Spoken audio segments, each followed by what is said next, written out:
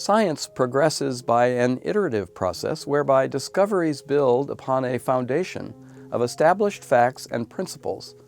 The integrity of the advancement of knowledge depends crucially on the reliability and reproducibility of our published results.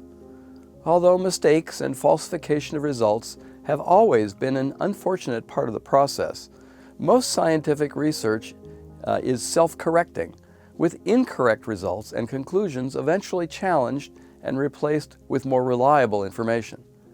But what happens if the process is corrupted by systematic errors due in part to the pressure to publish in the most selective venues?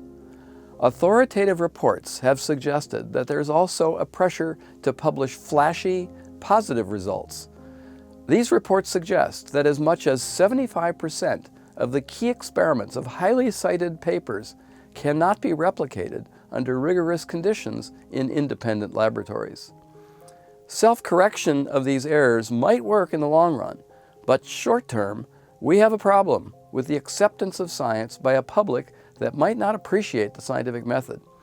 And equally important, we rely on the federal government for the support of our work. And key legislative leaders might wonder whether the enormous public investment in biomedical science is wasted on sloppy or fraudulent work. One of my missions is to discuss simple reforms that could help journals to influence the attitude of scholars and also the editors who serve as the gatekeepers of our creative enterprise. Most modern science is executed in the context of a social contract. The public provides enormous amounts of funding for researchers and also grants scientists social standing as trusted, authoritative figures. In return, scientists are expected to conduct research that yields societal benefits like curing diseases, inventing new technologies, improving crops, and understanding ecosystems and the environment. Unfortunately, until recently, there was a critical gap in that virtuous cycle. Access to most scientific literature was sequestered behind paywalls that made it inaccessible to the vast majority of the public.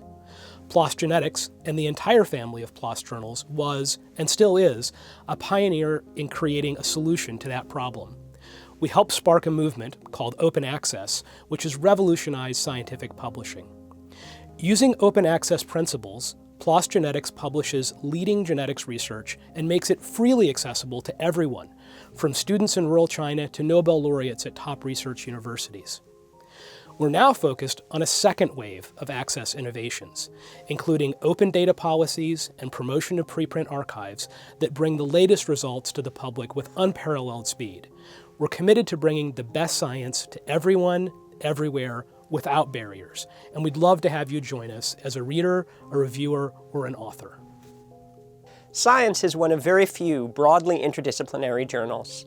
Our mission is to give scientists an opportunity to share their most exciting work with colleagues in many other fields of study, and conversely, to encourage those scientists as readers to venture outside their comfort zone.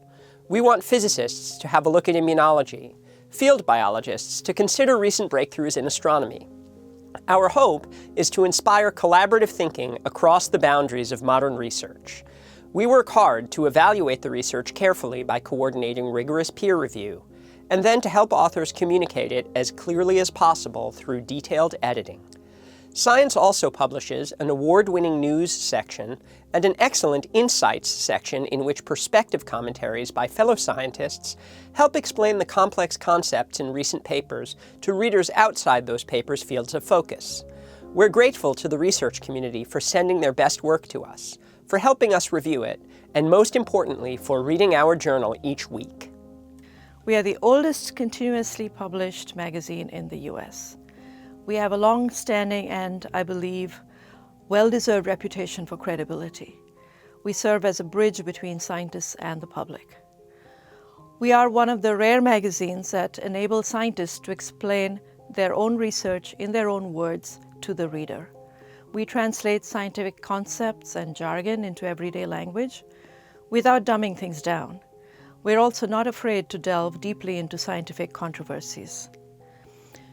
In this day and age, when it's so difficult for most everyone to distinguish between what's real and what's fake, we can be counted on for accuracy, precision, and integrity, while also being, even if I say so myself, really interesting and lively to read. As such, we inform the public about the most important issues in the world around us, and by making these insights and understanding more widely accessible, we try to do our own small part in making things better. Everyone I know at Scientific American is driven by a passion to make a difference. Please get in touch with us to share your ideas and to take part in conversations around the most important ideas of our times.